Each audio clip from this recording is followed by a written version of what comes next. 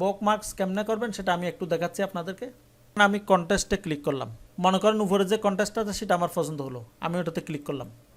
তো ধরে নিলাম আমার এই যে কন্টেস্টটা এটা আমার পছন্দ হলো, কিন্তু আমি এই মুহূর্তে কাজ করার সময় নেই। এখন হয়তো আমি কম্পিউটারের সামনে বসছি, কিন্তু এই মুহূর্তে আমার কাজ করার সময় নেই, আমি অন্য একটা কাজে যাব। কিন্তু এই প্রজেক্টটা আমার যেহেতু পছন্দ হয়েছে, সেহেতু আমি এটা বুকমার্কস করে রাখতে চাই।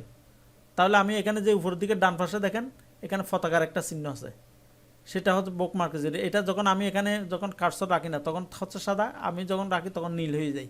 এখন আমি ক্লিক করলে নীল হয়ে গেছে, দেখেন এখন আর সাদা হচ্ছে না। তার মানে এটা হচ্ছে অলরেডি এখন বুকমার্কস হয়ে গেছে। এখন আমি যদি বুকমার্কসে গিয়ে দেখি তাহলে দেখবেন যে এই SR electrical engineering to sign off an intermediate lab, এই জিনিসটা এখন আমার বুকমার্কসে পাওয়া যায়। অর্থাৎ আমি পরে বুকমার্কসে খুঁজে নিতে পারবো, ওখানে বুকমার্কস করা থাকবে। অর্থাৎ আমি আর ব্রাউজ করে অনেকগুলোর ভিতর থেকে ঘাটাঘাটি করে আমার খুঁজে বাইর করার দেওয়ার নেই, সেটার জন্য আমার বুকমার্কসটা দরকার। এই যে বুকমার্কস দেখতেছেন, এখন আমি দেখবো আমার ওই কন্টেস্টটা এখানে আসছে কিনা, বুকমার্কস লিস্টের আসছে কিনা আমি এখন দেখবো। এই দেখেন আমার 1 নম্বরে এখন একদম সর্বশেষ যেটা হবে সেটা উপরের দিকে থাকবে। এই দেখেন এটা বুকমার্কসে অলরেডি চলে আসে। এখন আমি যদি পরবর্তীতে কাজ করতে চাই, আমি বুকমার্কসে এসে এটাতে ক্লিক করে আমি কাজ করতে পারবো।